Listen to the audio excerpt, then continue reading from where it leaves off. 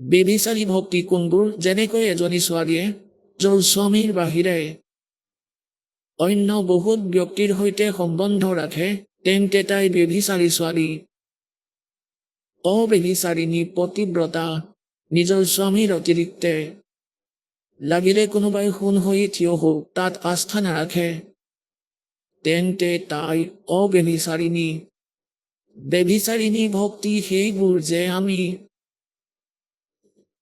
ঈশ্বৰ ৰূপত, যেনেকৈ আগতে আমাৰ কিমান দেৱতা, আমাৰ ঈশ্বৰ আছিলে, হনুমান দেৱ ঈশ্বৰ, বাবা শ্যামদেৱ ঈশ্বৰ, শ্ৰীকৃষ্ণ বিষ্ণুদেৱ ঈশ্বৰ, ৰামচন্দ্ৰ ঈশ্বৰ, শ্ৰী বিষ্ণুদেৱ ঈশ্বৰ, শ্ৰী শংকৰ ঈশ্বৰ আৰু মাতা ঈশ্বৰ, মানে এওঁলোক সকলোৱে আমাৰ মালিক আছিল, আমাৰ ঈশ্বৰ আছিলে, আমি আমাৰ মালিক বুলি মানি লৈছিলো।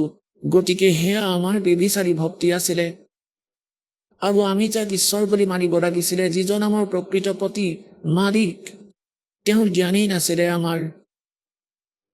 এতিয়া আমি কেৱল একমাত্ৰ কবিৰ পৰমেশ্বৰকেই ঈশ্বৰ বুলি মানিম।